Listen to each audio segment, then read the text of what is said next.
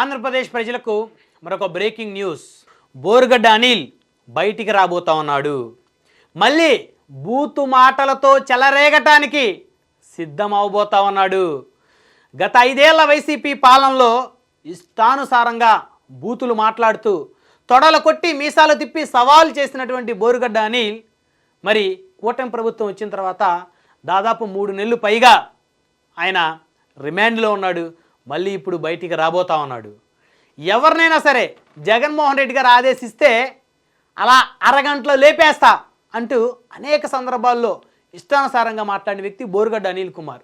జనసేన అధినేతను ఆయన కుమార్తెలను అయితే చాలా దారుణంగా పరుష పదజాలంతో దూషించినటువంటి నీచుడు ప్రబుద్ధుడు ఇతను. అదేవిధంగా టీడీపీ అధినేతను ఆయన కుమారుణ్ణు వారి పుట్టుకల గురించి కూడా అత్యంత జుగుప్సాకరంగా మాట్లాడినటువంటి నీచుడు ఈ బోరుగడ్డ అనిల్ కుమార్. నిజంగా తెలుగు వారందరూ సిగ్గుపడే విధంగా బూతులు మాట్లాడినటువంటి ఈ బూతురాయుడు ఇప్పుడు బయటికి ఎలా రాబోతున్నాడు అని అందరికీ ఒక డౌట్ వస్తుంది.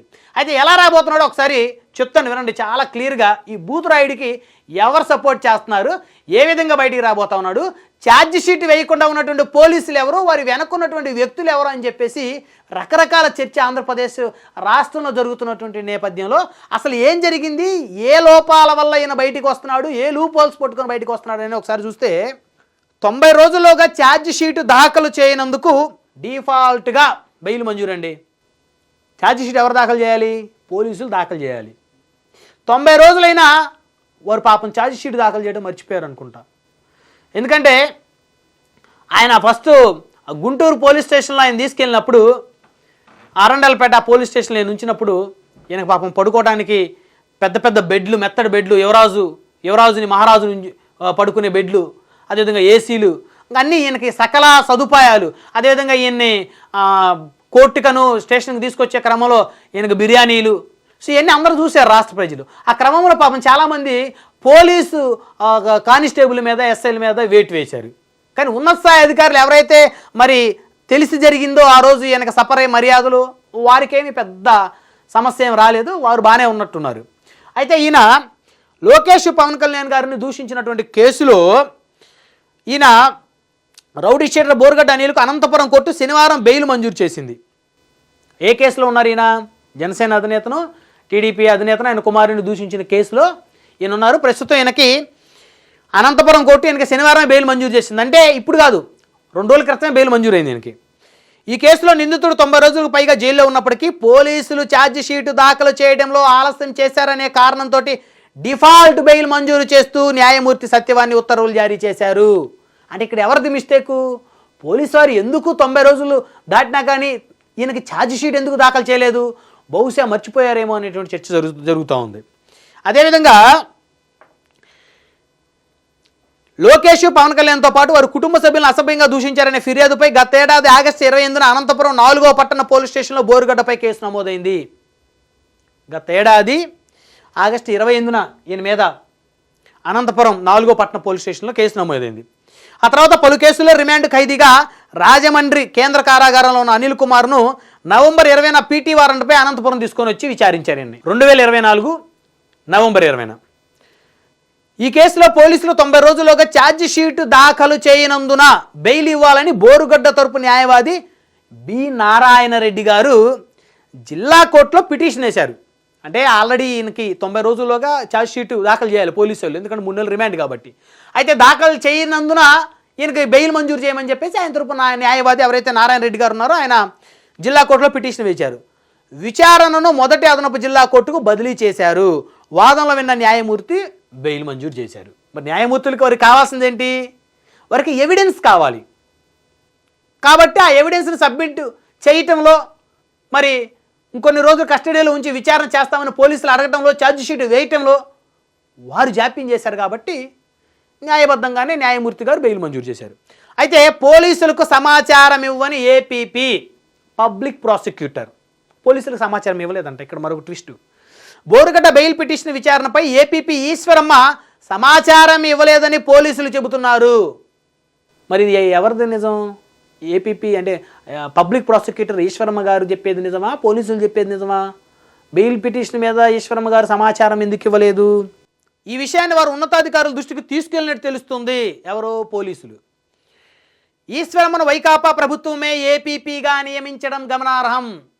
పబ్లిక్ ప్రాసిక్యూటర్గా ఉన్నటువంటి ఈశ్వరమ్మ గారు ఈ యొక్క బోరుగడ్డ అనిల్ కుమార్ గారికి సంబంధించినటువంటి బెయిల్ పిటిషన్ విచారణపై సమాచారం ఇవ్వలేదంట పోలీసులకి.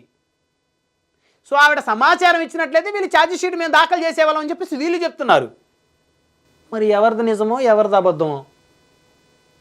సో పబ్లిక్ కూడా పాపం రాష్ట్ర ప్రజలు కూడా కొంత కన్ఫ్యూజన్లో ఉన్నారు. హైకోర్టులో బెయిల్ పిటిషన్ పెండింగ్లో ఉండగానే ఈయనకు బెయిల్ వచ్చింది కింద కోర్టులో. ఇది అసలు మామూలు ట్విస్ట్ కాదు, ఇది ట్విస్ట్ మీద ట్విస్ట్. ఎక్కడైనా బెయిల్ తెచ్చుకోగల కెపాసిటీ ఉన్నాడు బోరుగడ్డ అనిల్ కుమార్ అని నిరూపించాడు ఇతను. మళ్ళీ తిడతాడు బయటకు వచ్చి, ఏ పవన్ కళ్యాణ్, చంద్రబాబు, లోకేష్, జగన్మోహన్ రెడ్డి కనుక నాకు అరగంట టైం ఇస్తే మీ సంగతి చూస్తాను అంటాడు ఇతను. అన్న ఆశ్చర్యం లేదు, ఎందుకంటే గతంలో అన్నాడు కదా, గతం లేపేస్తా అన్నాడు, చంద్రబాబు గారిని లేపేస్తా అన్నాడు. మరి ఇప్పుడేమంటాడో చూడాలి. ఈ కేసులో అరెస్ట్ అయిన బోరుగడ్డ అనిల్ రాజమండ్రి కేంద్ర కారాగారంలో ఉంటూ తల్లికి వైద్యం చేయించాలంటూ నకిలీ వైద్య ధృవపత్రం సమర్పించి మధ్యంతర బెయిల్ పొందారు. వాళ్ళ అమ్మగారు పాపం వాళ్ళ అమ్మగారు బాగానే ఉన్నారు, ఆరోగ్యంగానే ఉన్నారు ఆవిడకి బాగలేదు, ఆవిడకి వైద్యం చేయించాలి, లేకపోతే ఆవిడకి ఇబ్బంది అయిపోతుందని చెప్పేసి నకిలీ వైద్య ధృవపత్రాలు సమర్పించాడు. బేసిక్గా ఇతనే ఒక నకిలీ ఇతను. ఇక అన్ని మనోడు చేసేన్ని నకిలీ పనులే కాబట్టి కోర్టుకు కూడా రాంగ్ గైడ్ చేశాడు, కోర్టును కూడా. ఎవరినైనా చేస్తాడు అనుకోండి, అది వేరే విషయం. ఈ విషయాన్ని హైకోర్టు తీవ్రంగా పరిగణించింది. బోరుగడ్డ అనిల్, నువ్వు ఇచ్చిన ఈ నకిలీ డాక్యుమెంట్లు అని చెప్పేసి హైకోర్టు తీవ్రంగా పరిగణించింది. దీనిపై ప్రాసిక్యూట్ చేసేందుకు తగిన ఉత్తర్వులు ఇచ్చే వ్యవహారం ఈ కేసులో బెయిల్ కోసం అనిల్ వేసిన పిటిషన్ హైకోర్టులో పెండింగ్లో ఉన్నాయి. ఎందుకంటే ఇతను నకిలీ వైద్య ధృవపత్రాలు సమర్పించాడని చెప్పేసి హైకోర్టుకు కూడా అర్థమైపోయి ఆ బెయిల్ పిటిషన్ పెండింగ్లో పెట్టారు. పూర్తిగా విచారించి నిజానిజాలు నిగ్గు తేల్చిన తర్వాత ఇతను సంగతి చూద్దాం. ఇతను నిజంగా మొత్తం తప్పుడే కనుక మెడికల్ ధృవపత్రాలు అయితే ఇతను ఇంకా పనిష్ చేద్దామని అక్కడ వారు హైకోర్టు వారు మరి దాన్ని పెండింగ్లో పెట్టారు బెయిల్. ఈలోగా అదే కేసులో కింది కోర్టు బెయిల్ మంజూరు చేయడంపై న్యాయ నిపుణులు విస్మయం వ్యక్తం చేస్తున్నారు.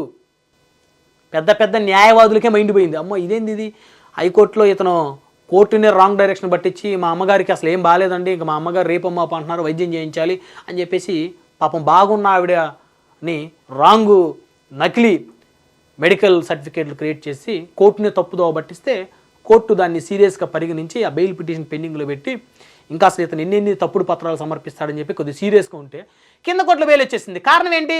పోలీసులు ఛార్జ్ షీట్ దాఖలు చేయలేదు 90 రోజులైనా సరే. వాళ్ళు ఏం చెప్తున్నారు, పబ్లిక్ ప్రాసిక్యూటర్ ఈశ్వరమ్మ గారు మాకు చెప్పలేదు, సమాచారం ఇవ్వలేదు బెయిల్ పిటిషన్ విచారణ సంబంధించి, కాబట్టి మేము డిలే చేసాము, మేము మర్చిపోయాము అని వారు చెప్తున్నారు. అంటే ఇక్కడేంటి, నిజంగా వారు చెప్పేది నిజమా? ఈశ్వరమ్మ గారు సమాచారం ఇవ్వలేదనేది నిజమా? అయితే ఈశ్వరమ్మ గారు వైకాపా ప్రభుత్వంలో పబ్లిక్ ప్రాసిక్యూటర్గా నియమించబడ్డారనేటువంటి వార్తలు నిజమా? సో ఏది ఏమైనప్పటికీ, ఏది నిజమైనా ఏది అబద్ధమైనా బోరుగడ్డకి బెయిల్ వచ్చేసింది. ఇక మరి కాసుకొని రేపు నుంచి యూట్యూబ్ ఛానల్ మొత్తం అతని ఇంటి చుట్టూ క్యూ కడతాయి. ఇక రేపో మాపో ఇతని మీద కొన్ని పాటలు కూడా, సామాన్యుడు కాదు ఇతను, అభిమన్యుడు ఇతను, అర్జునుడికి ఆనాడు శ్రీకృష్ణుడు తోడు, ఎవ్వరండలేదు బెయిల్ మాత్రం తెచ్చుకున్నాడు అని చెప్పేసి రేపొద్దున ఇతని మీద కొన్ని పాటలు వచ్చినా కూడా ఎవరు ఆశ్చర్యపోవాల్సిన అవసరం లేదు. దయచేసి రాష్ట్ర ప్రజలందరూ కూడా దానికి కాస్త ముందుగానే ప్రిపేర్ అయ్యి ఉండండి. ఇతన్ని రేపు నుంచి ఇతని ఇంటర్వ్యూల కోసం క్యూ లైన్లో యూట్యూబ్ ఛానల్స్ కనుక ఎగబడకపోతే అప్పుడు చెప్పండి. ఎందుకంటే ఇతను పెద్ద సెలబ్రిటీ, ఇతను దేశ స్వాతంత్రం కోసం పోరాటం చేసి జైల్లో ఉండి వచ్చాడు. ఇప్పుడు రేపు పొద్దున బహుశా మరి ఇతనికి ఎమ్మెల్యే టికెట్ కానీ ఎంపీ టికెట్ కానీ వైఎస్ఆర్ కాంగ్రెస్ పార్టీలో ఇచ్చిన ఆశ్చర్యం లేదనే చర్చ కూడా రాష్ట్రంలో నడుస్తుంది. చూద్దాం మరి రేపు పొద్దున ఈయన ఎమ్మెల్యే అవుతాడు, ఎంపీ అవుతాడు. ఈయన కనుక రేపు ఎమ్మెల్యే ఎంపీ అయ్యాడంటే ఇప్పుడు ఈయన ఎవరెవరైతే మరి బాబును వాళ్ళ తిట్టడం తప్పు అని ఎవరెవరైతే చెప్పారో వాళ్ళని వదిలిపెట్టడు. మరి పోలీసులు చాలా వరకు పోలీస్ డిపార్ట్మెంట్లో ఈయన ఎవరు ఇప్పటి వరకు మ్యాన్ హ్యాండ్లింగ్ కూడా ఎవరు చేయలేదు. చక్కగా ఈయనకి మంచి ఫుడ్ పెట్టారు, బిర్యానీలు పెట్టారు. చాలా వరకు పాపం వాళ్ళు సస్పెండ్ అయినప్పటికీ కూడా ఇతను బాగానే చూసుకున్నారు. సో డిపార్ట్మెంట్ వల్ల ఇతనికి ఏమీ పెద్ద ఇబ్బంది ఏం లేదు. సో బెయిల్ కూడా తెచ్చుకున్నాడు. కాబట్టి ఇక ఎవరైతే కూటమి ప్రభుత్వంలో ఎవరైతే ఇతన్ని కొంచెం ఎక్కువగా కాన్సన్ట్రేషన్ చేసి ఇతనికి తగిన శిక్ష పడాలని ఎవరైతే కోరుకున్నారో వాళ్ళనైతే మరి ఇతను రేపటి నుంచి ఇతను మాట్లాడే మాటలకు అదుపు ఉండదు. సో మొత్తానికి బోరుగడ్డ అయితే బయటికి రాబోతున్నాడు. ఇక ఆంధ్రప్రదేశ్ ప్రజలైతే జాగ్రత్తగా ఉన్నాడు. ముందుగా ఈ కూటమి పార్టీలు ఎవరైతే ఈ టీడీపీ, జనసేన, బీజేపీ అయితే మీరు చాలా జాగ్రత్తగా ఉండండి. ఎందుకంటే ఆయన తిట్లకైతే మరి ఇంకా మీరు చాలా ఇబ్బందులు పడిపోయేటువంటి పరిస్థితి వచ్చేసిద్ది.